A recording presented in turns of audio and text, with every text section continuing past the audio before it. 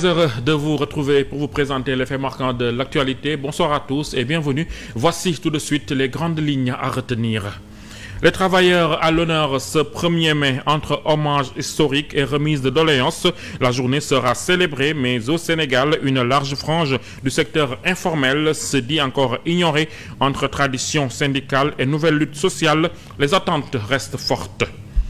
Blanchiment de capitaux, l'alerte de Ngouda Fall Kane des secteurs comme la santé, la lutte ou l'administration servent de canaux pour des circuits financiers opaques. L'ancien de la CENTIF appelle à un encadrement plus rigoureux pour freiner ce fléau. Coût de la vie, l'inflation venue d'ailleurs frappe fort au Sénégal. Les prix à l'importation flambent et tirent le panier de la ménagère vers le haut. Pétrole, médicaments, alimentation, rien n'échappe à la hausse. Un choc externe qui pèse lourd sur le quotidien des familles. Et enfin, sport, Basket Africa League, l'ASC Ville de Dakar s'offre une victoire de prestige face au Petro Luanda. Le club sénégalais l'emporte d'un point dans un duel haletant. Ce succès relance les Dakarois dans la course à la qualification. C'était tout pour les titres. Le développement, c'est dans un instant.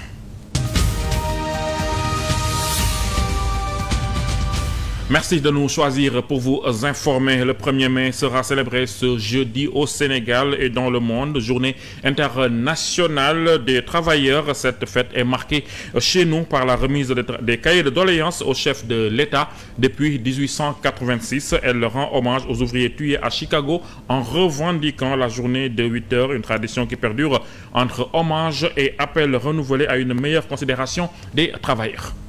C'est une fête qui rappelle des événements tragiques.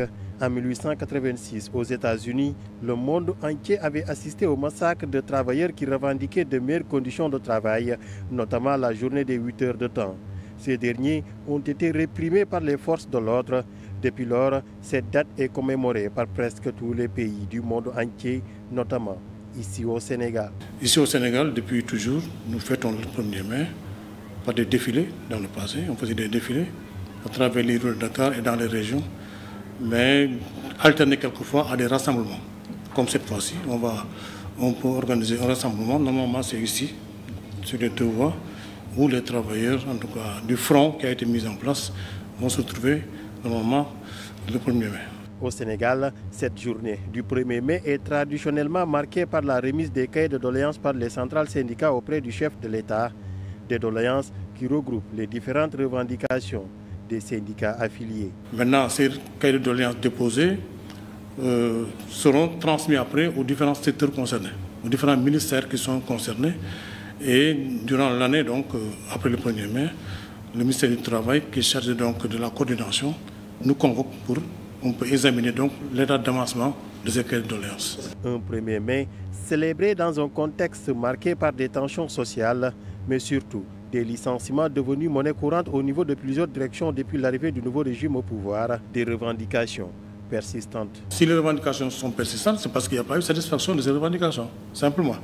Parce qu'on dépose des revendications donc, au niveau, sur la table donc, du gouvernement ou bien sur la table des chefs d'entreprise.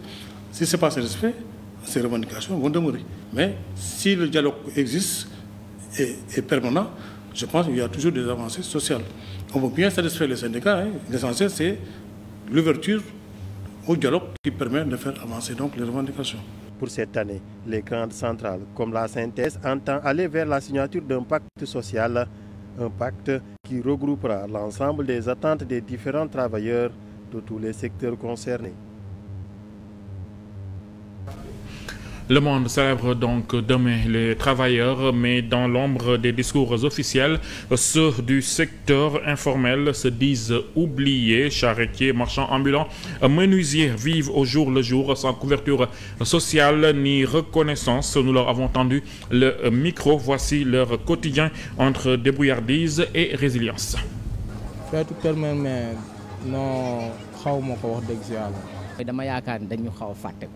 Le 1er mai, fête du travail. Une journée de commémoration, de revendication et d'hommage aux travailleurs. Mais dans l'ombre des célébrations officielles, une catégorie essentielle peine à se faire entendre. Les acteurs du secteur informel. Nous avons beaucoup de difficultés. Les policiers nous font toujours payer. Tout est cher, alors que nous n'avons que ce travail. Entre répression et difficultés quotidiennes, les charretiers dénoncent une situation intenable.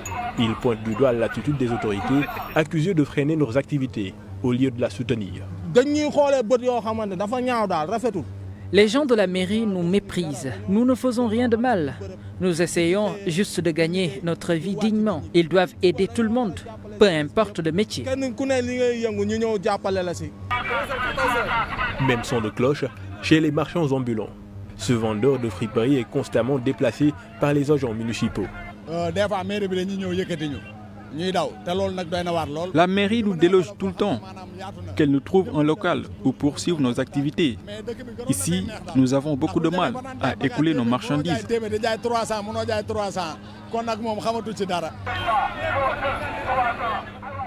Pour d'autres, l'espoir est un combat quotidien.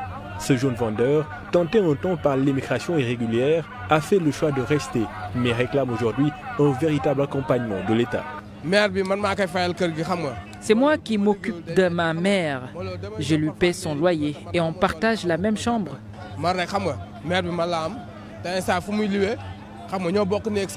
Donc je ne peux pas ne pas travailler.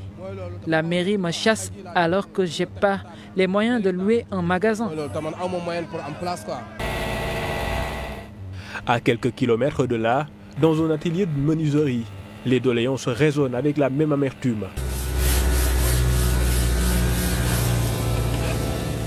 Ici, une dizaine d'employés s'activent à former de jeunes apprentis. Pourtant, les aides de l'État se font attendre. Il y a plus de 10 employés ici. C'est pourquoi je demande que l'État nous confie des marchés, au même titre que les autres entreprises. Pour ces travailleurs de l'informel, le 1er mai n'est pas une fête, mais plutôt un rappel brutal des difficultés auxquelles ils font face. Des travailleurs invisibles, pourtant indispensables à l'économie locale.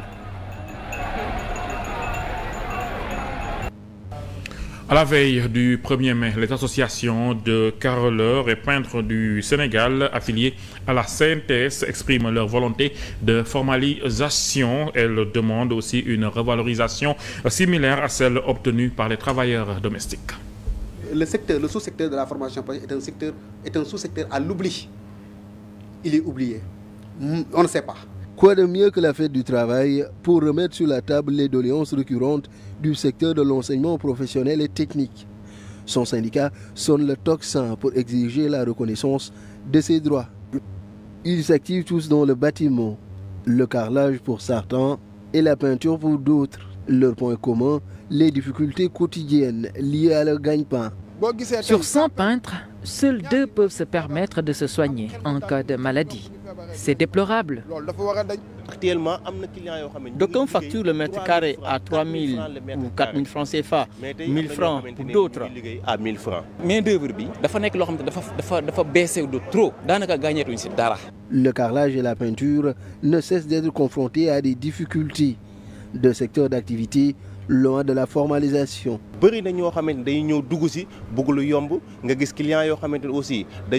la facilité. De ce fait, toutes les opportunités offertes par l'État du Sénégal leur passent sous le nez.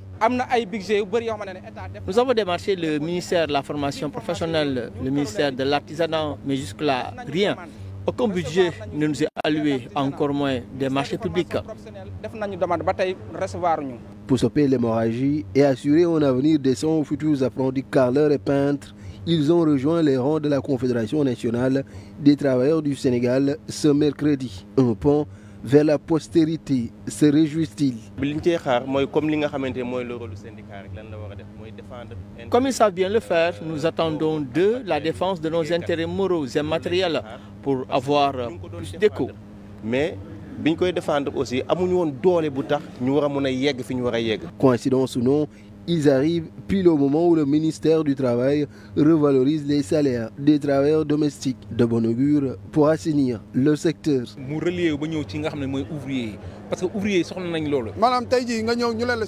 Il faut qu'il y ait des grilles tarifaires qui régissent notre activité. C'est ce qui se fait partout. Passerelle, statut et prise de décision, ce sont là quelques-unes des doléances portées par le syndicat de l'enseignement professionnel technique. Cheikhouna Gueye, en charge des revendications, appelle à des réformes profondes pour faire de l'employabilité une réalité au Martiam. Le sous-secteur de la formation est un sous-secteur à l'oubli. Il est oublié. On ne sait pas. Quoi de mieux que la fête du travail pour remettre sur la table les doléances récurrentes du secteur de l'enseignement professionnel et technique. Son syndicat sonne le tocsin pour exiger la reconnaissance de ses droits. Nous qui sommes dans la formation professionnelle, on ne peut pas s'identifier parce que nous n'avons pas de carte professionnelle, contrairement aux enseignants qui sont dans l'éducation nationale. L'autre problème que nous, les enseignants, que nous souffrons, c'est la question des METP. C'est un corps qui se trouve dans la fonction publique, mais un corps qui est un corps d'injustice. Un corps d'injustice, pourquoi? Parce que, en tout cas, c'est un corps qui devait être aligné dans la hiérarchie B2. Des revendications qui, dans la continuité de l'État, interpellent directement le régime actuel. Au cœur de leurs préoccupations, la régularisation des décisionnaires, l'ouverture de passerelles et le reversement des statuts. Parce qu'aujourd'hui, c'est uniquement dans la formation professionnelle où on voit des enseignants qui restent contractuels jusqu'à la retraite. Faiblement représentés dans les grandes concertations sur l'avenir du secteur, l'enseignement professionnel et technique se sont exclus. Selon le chargé des revendications, cette mise à l'écart traduit une injustice persistante. Donc ça, c'est une question qu'il faut régler une bonne fois pour toutes, avec la modification du décret 33-947. Du décret 33-947. Donc, mais aussi, nous ne voulons pas deux poids, deux mesures. Pour y remédier, le syndicat appelle à un changement de cap, un nouveau paradigme qui redonne à ce secteur toute sa place dans le système éducatif. Il faut que aussi ces établissements puissent, que le ministère puisse doter de ces établissements un budget suffisant, mais aussi avec des équipements qui sont de dernière génération, mais aussi la création des centres de formation. Nous, on est d'accord de créer 40 centres, mais avant de créer, il faut renforcer les centres existants, il faut renforcer les lycées qui sont existants, mais aussi d'implanter, mais aussi de mettre en place des centres où il y a un besoin. Autre point soulevé, la nécessité de diversifier les filières pour faire de l'emploi et de l'employabilité, pilier du référentiel Sénégal 2050, une réalité concrète. Le droit de grève est garanti par la Constitution, mais il est encadré, selon Pape Djibril Ndiaye. Il ne doit ni bloquer l'entreprise, ni nuire à la liberté de travail. Le spécialiste en ressources humaines rappelle aussi que tout travailleur dont les droits sont violés peut légalement poursuivre son employeur. Du 1er décembre 1997, qui régit les rapports entre l'employeur et aussi ce qu'on appelle les employés. Et déjà, à son article 7, qui parle de l'objet des syndicats, donc déjà, cet objet donne aux syndicats déjà d'ester en justice. Mais de l'autre côté aussi, il y a aussi l'article 15 qui donne de la capacité des syndicats. Et ça montre que les syndicats ont le droit de défendre les intérêts des travailleurs. Et maintenant, de l'autre côté, il y a l'article 29 qui parle des libertés. Donc ça montre en principe que les syndicats ont le droit déjà d'ester en justice, de défendre les intérêts économiques et aussi artisanaux des travailleurs. Donc ça, c'est un objet légal donné par le Code du travail, par la loi 97. Mais aussi de l'autre côté aussi, il y a la Constitution, en son article 7, qui dit en principe que les droits fondamentaux doivent être respectés. Et ces droits fondamentaux là aussi, on a la liberté d'association, on a aussi les libertés qu'il faut garantir naturellement. Les artisans de l'automobile expriment leur colère. Rassemblés ce mercredi à Yoff, ils ont manifesté contre les opérations de déguerpissement qu'ils jugent injustes, marginalisées et laissées pour compte. Ils exigent des sites de recasement dignes et appellent l'État à agir face à leur précarité grandissante. Les artisans de l'automobile sont descendus massivement dans la rue pour faire entendre leur colère. Venus de différentes localités du pays, ils protestent contre les expulsions répétées dont ils sont victimes. À la devanture du stade Léopold Sédar Senghor, à Thiaroye ou encore sur l'ancienne piste de l'aéroport de Dakar. Excédés, ces ouvriers dénoncent un manque de considération à leur égard. Nous ne quémandons rien du gouvernement. Nous réclamons nos droits. Ils nous disent toujours qu'on n'a pas le droit d'occuper tel ou tel espace, alors qu'ils ne s'acquittent pas de leurs devoirs envers nous. Il n'y a pas de droit sans devoir. Ils réclament des solutions durables, des sites de recasement aménagés exclusivement pour les mécaniciens. On veut ces sites de recasement pour y travailler. On a les moyens de quitter le pays. Donc on décide de rester. C'est pour l'intérêt général. Le message est donc clair. Ils interpellent les autorités et affirment qu'ils ne comptent plus se laisser faire. Pour eux, il s'agit d'un combat pour leur survie. La prochaine fois qu'ils voudront nous déguerpir d'un lieu, ils devront passer par nos cadavres.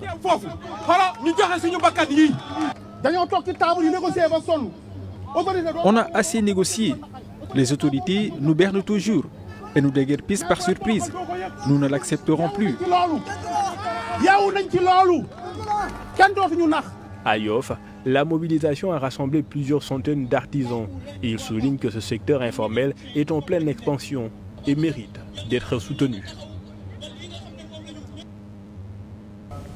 Dans un autre registre, l'Alliance contre le crime organisé en Afrique, dirigée par l'ancien IGE Ngouda Fall Kane, propose une collaboration étroite avec l'État du Sénégal. Son président insiste sur la nécessité d'un front unique entre tous les acteurs pour renforcer l'efficacité de la lutte contre le crime organisé.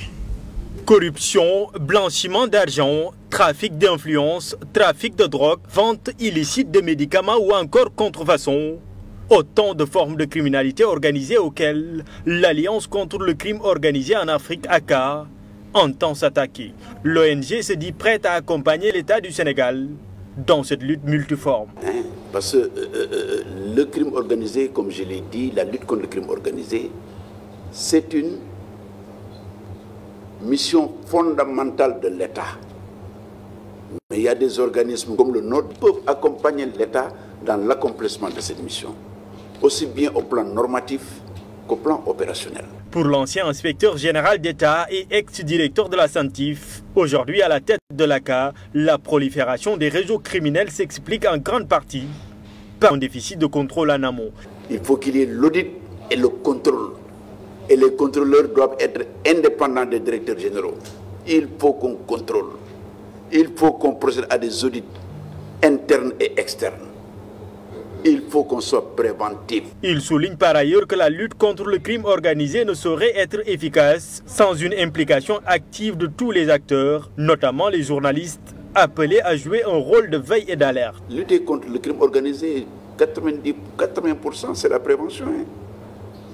La corruption, lutter contre la corruption, il faut prévenir. Il faut expliquer aux gens les défis, les enjeux et les défis de la corruption. Qu'est-ce que la corruption peut faire dans un pays? Qu'est-ce que le blanchiment peut faire? Quels sont les éléments négatifs? Dans cette dynamique, l'Alliance contre le crime organisé compte organiser en octobre prochain des assises consacrées à la recherche opérationnelle sur le crime organisé en Afrique. Ngouda Fall Kane, avec qui nous restons, salue le travail du pôle judiciaire financier en matière de reddition des comptes. Selon l'ex-directeur de la SANTIF, cette démarche constitue une dissuasion réelle contre le détournement, le blanchiment et les crimes économiques. Moi, je salue, j'applaudis à la mise en place du pôle judiciaire et financier. Mais nous avons réclamé depuis plusieurs années la célérité dans le traitement judiciaire des dossiers qui sont transmis, aussi bien par les organes de contrôle que par les organes d'enquête administrative. Ça, on l'a toujours dit. Moi, depuis 2005, je le dis. Donc, aujourd'hui, le pôle judiciaire est là, et vous voyez ce qui a été fait en un laps de temps. Les organes également d'enquête administrative sont aujourd'hui beaucoup plus à l'aise à transmettre leurs dossiers. Ils savent qu'il y aura une suite. Il y aura une suite. Il y aura une suite. Il y aura une suite. Ça, c'est important. Et également, les gens qui nous observent, les partenaires techniques et financiers, savent qu'en termes de sanctions judiciaires, les sanctions vont surgir. Selon toujours Ngouda Fall Kane, certains secteurs comme la lutte, la santé et l'administration sont devenus des filières de blanchiment d'argent. Il recommande que ces domaines soient soumis à la déclaration obligatoire pour mieux contrôler les flux financiers qui circulent. J'ai écouté quelqu'un dans TikTok là, dit que M. Ngouda Fall Kane a dit que la lutte est la plus importante filière. Non, c'est l'une des plus importantes. C'est l'une des plus importantes. Mais c'est la réalité. Mais vous pensez que les billets qui sont payés à l'entrée du stade peuvent payer des centaines de millions à des lutteurs? On me dit la sponsorisation. Mais qu'ils mettent sur la table les montants qu'ils ont reçus. Et d'où viennent ces montants? Qu'on mette sur la... Et c'est ça l'intérêt de faire de ces événements, de les soumettre à la déclaration de soupçon. On va voir d'où viennent ces fonds. Mais il y a beaucoup de secteurs. Il y a les brigands qui procèdent au trafic de drogue. Hein? Le trafic de drogue. Il y a les administrations, comme vous l'avez dit tout à l'heure, de manière générale. Il y a la lutte, il y a, si vous voulez, le secteur de la santé. Hein? C'est indexé. Ça, moi, je n'ai pas peur de le dire, je l'ai même dit dans mon ouvrage. Économie, dans cette édition, les prix à l'importation poursuivent leur envolée au Sénégal. Produits pétroliers, médicaments, denrées de première nécessité. L'inflation venue de l'extérieur fait grimper le coût de la vie. Une situation de plus en plus difficile pour les familles. Au port de Dakar, les marchandises débarquent chaque jour. Mais à quel prix? En février, les produits importés coûtent en moyenne 1,3% plus cher qu'en janvier. Une hausse qui n'épargne aucun secteur clé. Les plus touchés, les produits pétroliers, plus 9,5% en un mois. Une flambée portée par des importations en provenance des Pays-Bas et du Royaume-Uni, où les prix ont explosé jusqu'à 56%. Conséquence immédiate, le carburant coûte plus cher et tout le reste suit. Les transports sont impactés. Les coûts de production augmentent et au bout de la chaîne, c'est le consommateur qui paie. Dans les pharmacies aussi, les prix montent. Les médicaments importés notamment de France enregistrent une hausse de 13,1%. Dans un pays où une large partie des produits de santé vient de l'étranger, cette augmentation inquiète. Et l'alimentation n'est pas en reste. Les produits transformés à base de cacao, très prisés en milieu urbain, ont vu leur prix bondir de près de 37%. En cause, le coût des importations espagnoles, en hausse de 80%. Certains produits de base, comme le riz ou le blé, sont en légère baisse, mais ces replis restent marginaux et ne suffisent pas à compenser la hausse globale du panier moyen. Résultat, le coût de la vie continue de grimper. L'indice des prix des produits dits sous-jacents, ceux qui traduisent la tendance de fond, progresse de 3,2% en un mois. Les autorités doivent désormais agir, mais dans un contexte international instable, entre crise énergétique et tensions sur les marchés, trouver le bon équilibre s'annonce complexe. Pour les Sénégalais, l'équation est simple. Vivre coûte de plus en plus cher et l'inflation importée devient, elle aussi, un défi du quotidien. En sport, l'ASC Ville de Dakar relance sa campagne dans la balle en battant le Petro Luanda 65-64. Une victoire courte mais précieuse qui replace les Dakarois dans une conférence Sahara très disputée après 2 succès en 3 matchs contre Andu Baboudour. Dans un duel sous haute tension, l'AS Ville de Dakar a créé la sensation en venant à bout du géant angolais Petro Luanda, tenant du titre. Sur le score étriqué de 65-64, une victoire retentissante pour les Sénégalais, novices dans la compétition, mais déjà redoutables. On a beaucoup de regrets parce que c'est le 2e match en fait qu'on perd d'affilée. Aujourd'hui, je pense qu'on a fait, surtout moi, j'ai fait beaucoup de mauvais choix sur la fin. Donc ça nous a un peu coûté le match et je pense qu'on n'a pas bien défendu dans les moments clés. Et voilà, sur ce genre de match-là, ça paye cash. Et ce soir, malheureusement, on a perdu.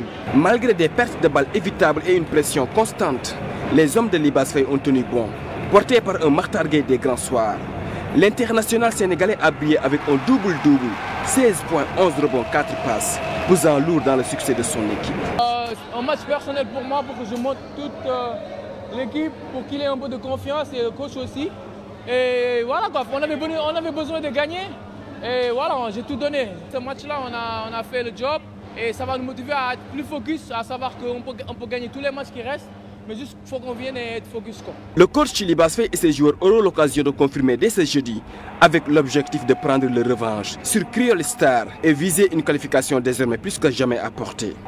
Ce match-là sera très décisif quant à la suite, donc vraiment pour la qualification donc, du second tour. Okay? Donc, bien entendu, nous avons joué contre eux et nous avons retenu beaucoup de choses qui nous ont fait perdre le match-là. Donc il y a un aspect mental d'abord. Battu lors de sa deuxième sortie par Clear Star, l'AS Ville de Dakar qui signe là sa deuxième victoire, réussit une performance majuscule et relance totalement ses ambitions dans la conférence Sahara.